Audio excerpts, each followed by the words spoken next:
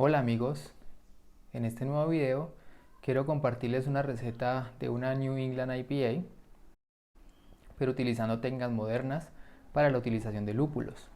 Desde hace un tiempo he venido leyendo libros y consumiendo información principalmente difundida por Scott Janish, que es maestro cervecero de Sapwood Cellars y socio de Mike Tonsmeyer, que también es maestro cervecero en esa cervecería.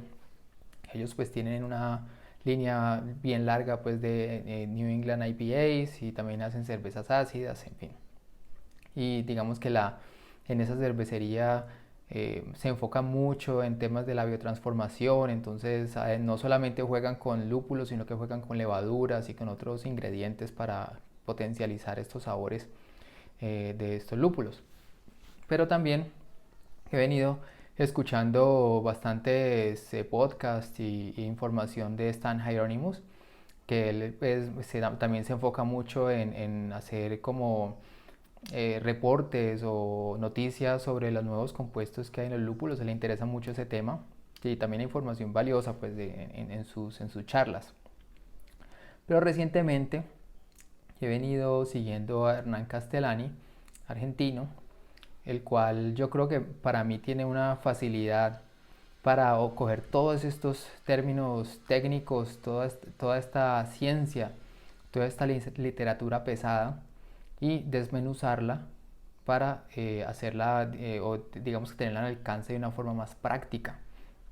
Entonces, a pesar de que Scott Janish en su libro La Nueva IPA explica muy bien todos los componentes de los lúpulos y todos los aceites, todos los compuestos que puede utilizarse en la biotransformación y todo eso. Inclusive también cómo utilizar ciertos ingredientes de las maltas, por ejemplo, en levaduras, o cómo utilizar los lúpulos en diferentes partes del proceso y todo esto.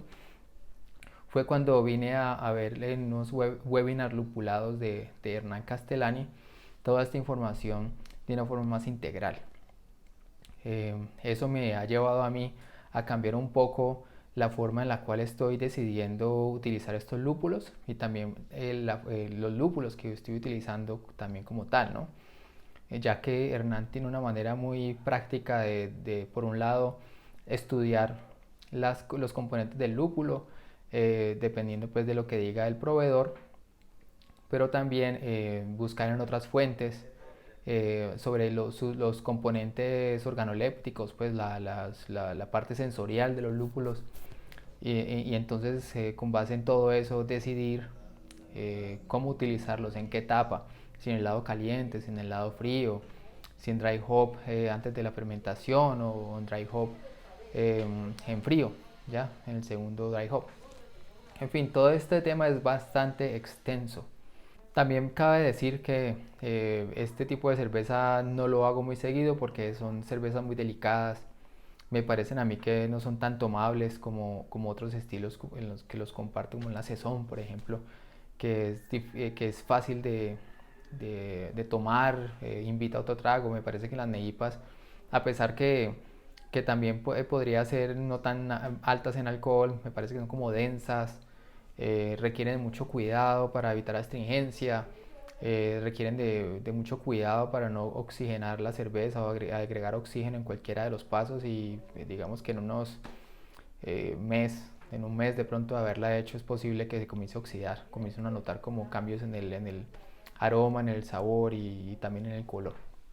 Afortunadamente con los pasos que estoy siguiendo yo en este tipo de cervezas Neipa, evito mucho la oxigenación. No he visto mi primera Neipa oxidada en el barril. Sí las he visto oxidadas cuando las pongo en botella, a pesar de que uso contrapresión y a pesar que purgo bien las botellas. Estas cervezas muy delicadas, de verdad que salen inconsistentes. Hay unas que me salen un poquito oxidadas, otras que no, pero en fin. Bueno, hay mucha historia detrás de este estilo, ¿no? Pero entonces quiero compartirles toda esta información mirando el software que utilizo yo para el diseño de recetas. Entonces esta es la receta de la cerveza, una Neipa. Hice 25 litros, aunque esto realmente terminaron como en 20 litros por todo el lúpulo. Me quitó bastante eficiencia en la cerveza. cuanto al perfil del agua, utilicé cloruro de calcio como para acentuar el dulzor de la malta. Esto es típico en esta cerveza Neipa. Utilicé 1.65 teaspoons o cucharaditas. Y utilicé ácido fosfórico para tener un pH en la maceración cercano al 5.1, 5.2, porque esta cerveza, al agregarle lúpulo en dry hop, eso va a subirse el pH al final. Entonces quiero como un pH balanceado en esta cerveza. Maltas, utilicé malta 4.4 kilos de malta Pilsen, 1.3 kilos de malta de centeno y 480 gramos de avena en hojuelas. Estas dos maltas le van a dar en cierta forma un toque sedoso a la cerveza, que combinado con el cloruro de calcio pues lo va a acentuar aún más. Queremos una cerveza que se sienta como sedosa, con cuerpo. Por lo tanto, en la maceración también tenemos una maceración relativamente alta, 68.9 grados centígrados por una hora, que 45 minutos, pero lo maceré por una hora.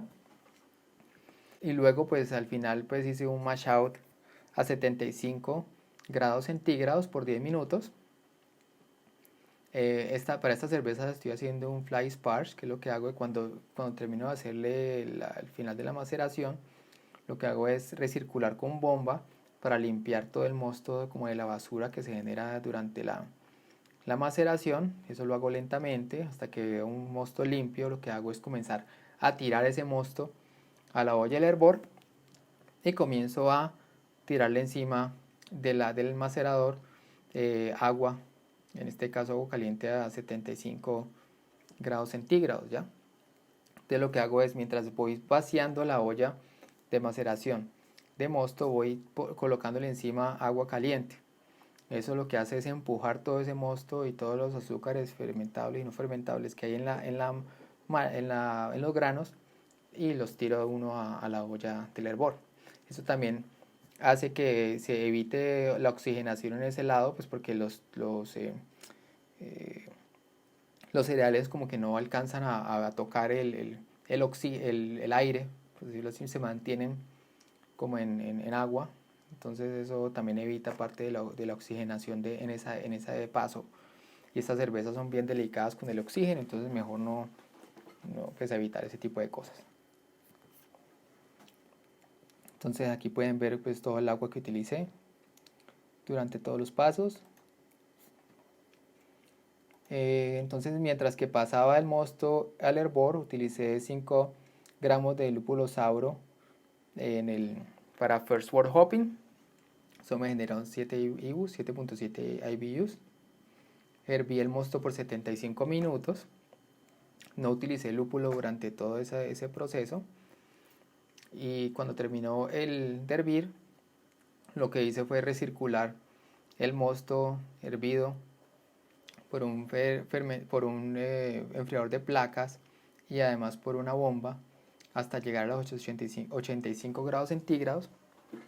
Y ahí lo que hice fue agregar los lúpulos: 56 gramos de Huell Melon, 56 gramos de Big Secret, 30 gramos de Hallertau Blanc y 21 gramos de Sauro.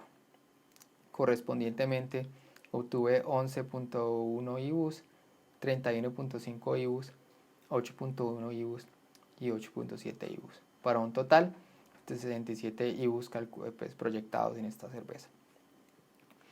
A 85 grados centígrados voy a extraer amargor y voy a extraer sabor de estos lúpulos. Sobre todo voy a tratar de mantener los sabores tropicales.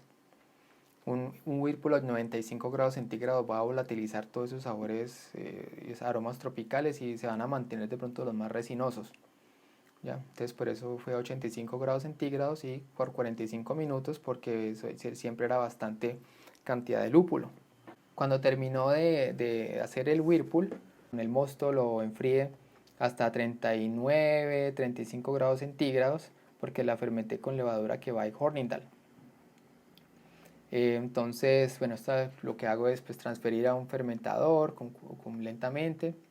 La olla de hervor contiene un falso fondo y contiene también una malla tipo bazooka, un filtro, para filtrar todo el posible basura que haya en el hervor y evitar pues que se me tape el enfriador de placas.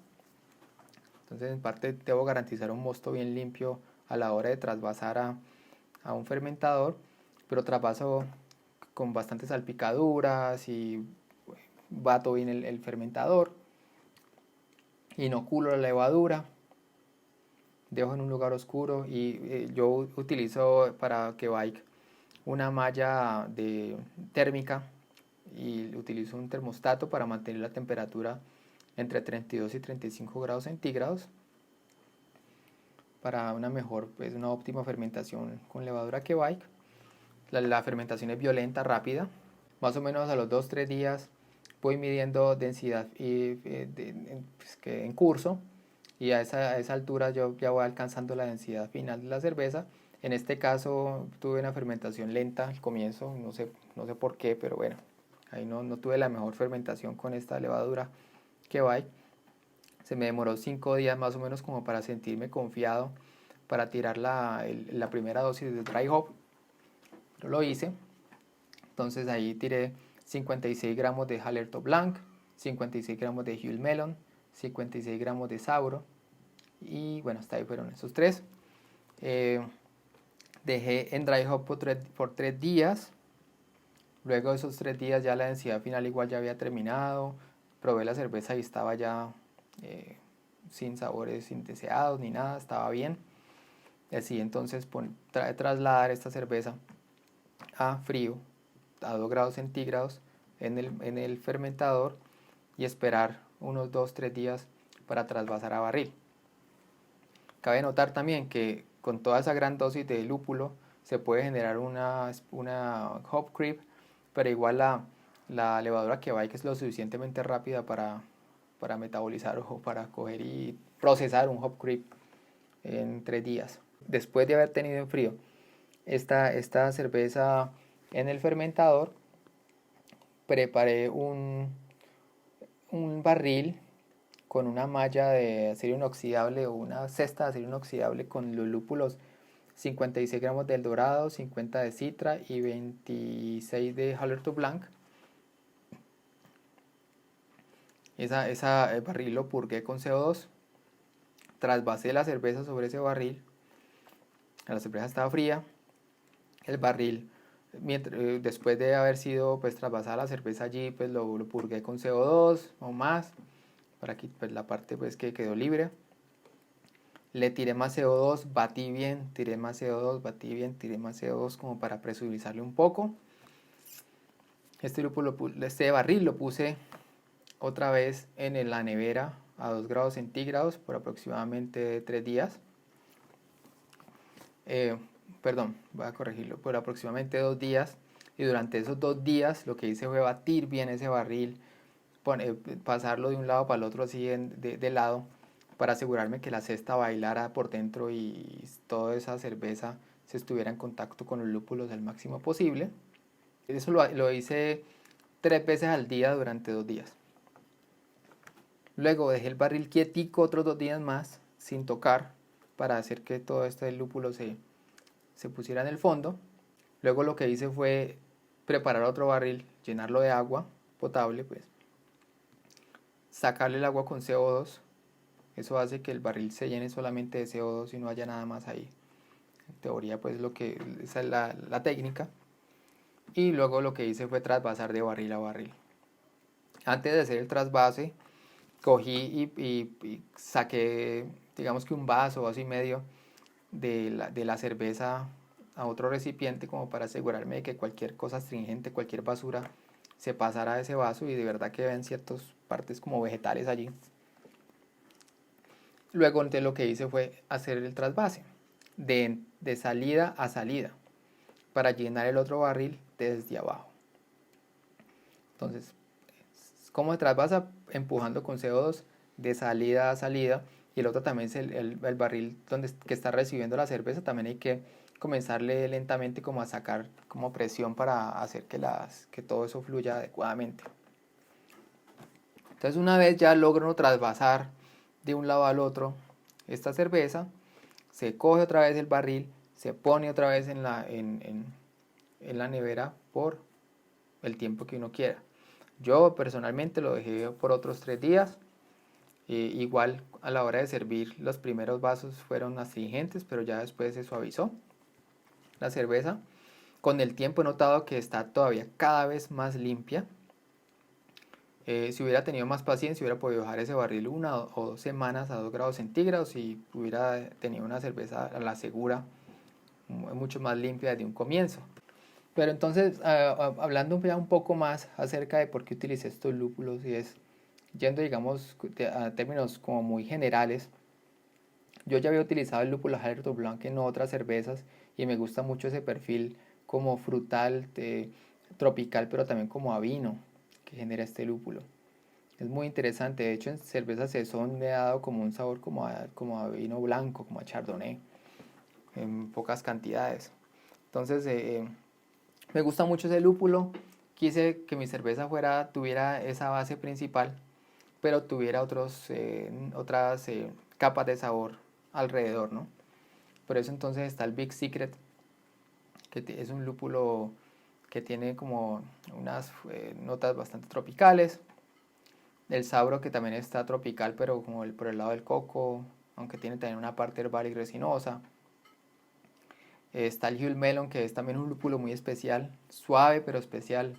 Ese sabor a melón interesante que tiene ese lúpulo es característico también. Y ya al final de todos los dry hops, como ven, está el Dorado, que es como clásico tropical. El Citra, que es un empujón de sabores tropicales cítricos principalmente. Entonces, como ven, es como tratar de usar la creatividad, ponernos la gorra del chef, pensar qué es lo que queremos en esta cerveza y cómo comenzar a poner todas estas capas de sabores para tener una cerveza no tan simple, sino un poco más compleja. Pero no solamente va uno ahí, ¿no? O sea, hay mucha teoría, va a ser muy difícil yo en un corto tiempo explicarles cómo utilizar todos estos lúpulos. En esencia, hay que tener en cuenta que el lúpulo, cuando se utiliza en lado caliente, se extrae en parte notas resinosas, todas como madera, herbales, y tiende como a perderse un poco las partes tropicales, aunque en cierta forma pues igual a 85 grados centígrados se retienen. A 95 grados centígrados se tienden a ir. Ya en dry hop, en un dry hop al final de la fermentación, logra uno obtener más sabor y aroma, pero uno como cervecero casero sin un fermentador isobárico, algo de aroma se va a perder. Cuando uno huele y le huele rico como está fermentando la cerveza, eso implica que estoy perdiendo ese aroma en mi cerveza final. Por eso ese dry hop en frío es como ese empuje al final de esta cerveza, porque el dry hop en frío evita todos estos sabores como vegetales del lúpulo. Tiene un sabor y un aroma más limpio en la cerveza. Entonces este dry hop en frío complementa lo que no obtuve en el dry hop durante la fermentación. Y si nos vamos a estudiar como los componentes sensoriales de estos lúpulos, vamos a ver que el lúpulo Hallertau Blanc, mire toda la gama de sabores y aromas que tiene. ¿Sí ven? Mire toda esta, inclusive tiene apple o pues, manzana como pera. Esto es como lo que diría uno yo que es como avinado. Melón, carozo, tropical, cítrico, pero también es resinoso. ¿Sí ven? Maderado en el lado caliente. Hay que tener cuidado de no extraer mucho de esto. ¿Sí ven? Eso es el Hallertau Blanc con el Huell Melon, que casi no tiene el lado de la maderado, tiene algo de resina, casi no tiene nada herbal, pero tiene cítrico, tropical, si ven, melón. Entonces esto va a complementar las características del otro lúpulo. El sabro floral, como ven, es floral, cítrico, tropical en aroma, pero no tanto en sabor. Ya ven, el sabor es como también resinoso, hay que tener cuidado. Si hago sabro más Hallertau Blanc y de pronto más un Simcoe, se me va al lado resinoso, ahí sí, mejor dicho, de pronto puedo desbalancear la cerveza. Pero como ven, estoy más o menos complementando sabores, generando capas de sabor, decidiendo qué tanto uso, qué tanto no uso. Big Secret. Estos igual son como valores aproximados porque todos estos lúpulos cambian en cada año. Pero el Big Secret casi tampoco es amaderado, no tiene tanto pino, no tiene tanta resina como los otros, pero tiene bastante cítrico tropical. Además es un lúpulo que tiene bastantes survivals, que los componentes sobreviven mucho durante todo el proceso de la fermentación y en fin. Entonces, al usarlo en un whirlpool, me aseguro de que todos estos sabores extraídos y todos estos aromas van a sobrevivir al final de la fermentación. Mientras que si uso el dorado, que también es bastante tropical, cítrico, pero es un lúpulo delicado que casi no tiene survivables, si uso esto en un whirlpool, probablemente no va a alcanzar a sobrevivir todo lo que extraje al final de la cerveza, ¿no? En el vaso final. Pero si lo uso en un dry hop en frío, voy a garantizar de que estos sabores van a quedar en la cerveza. ¿Ya? Aquí está el Citra. Como ven también es tropical, cítrico, pero bueno, si uno compara eso con un Hallertau Blanc, si ven la diferencia, que es el aroma. Pero también hay que tener en cuenta otra cuestión que no he tratado aquí, es que también todo depende también de la concentración de aceites en el lúpulo. Por ejemplo, el Citra tiene más concentración de aceites esenciales que un Hallertau Blanc. Entonces un poquito de Citra va a ser más potente que un Hallertau Blanc. Actualmente en este momento no tengo aquí las tablas o esos datos, pero también hay que tener en cuenta eso, ¿no? Que muchas veces uno dice, el uno tiene más que el otro, pero si el lúpulo viene más concentrado, de por sí, aunque tenga poco, de pronto puede hasta resaltar más que un lúpulo que tenga aún más en este tipo de gráficas. Aquí está el esquema de fermentación, se me demoró más de la cuenta, pero aquí también está incluido los días en los que tuve en frío. Datos importantes: el pH de la maceración estuvo entre 5.2 y 5.3. Inició con una densidad inicial de 1,056, terminó con una densidad de 1010. Supuestamente tuve una alcohol de 6.1%. Tuve una eficiencia de 66%. Y qué interesante que el dry hop antes del segundo dry hop era de 4.4 el pH. Y el pH después del segundo dry hop estuvo en 4.7. O sea, el dry hop, los lúpulos suben el pH, por eso es importante tener una cerveza relativamente ácida, un mosto, perdón, relativamente ácido antes de hacerle todo el dry hop, porque pues igual necesitamos balancear este pH. Bueno, entonces esa fue la receta. Toca seguir experimentando, toca seguir probando lúpulos, toca seguir como revisando más dimensiones de sabor, cómo combinarlas. Y bueno, estas cervezas son especiales para tal efecto. Les digo que estoy muy satisfecho con lo que logré en este momento. Como les decía, pues tenía un perfil bien marcado a mango biche, con algunos sabores cítricos, con algunos sabores como también tropicales, como ligeros como a piña, ligeros como a maracuyá. Me parece que el perfil como tal del cuerpo también quedó propio del estilo. Hay gente que le gustará un poco más dulce, pero creo que logré el objetivo. Que hay puntos por mejorar también, siempre en estas cervezas hay algo que mejorar, pero bueno, ahí seguiremos aprendiendo con con toda esta nueva ciencia, con todos estos nuevos artículos que se están produciendo de los proveedores de lúpulos, o inclusive pues de las personas que están investigando en todo momento todos estos compuestos. Y pues no es más, muchas gracias por mirar estos videos y salud.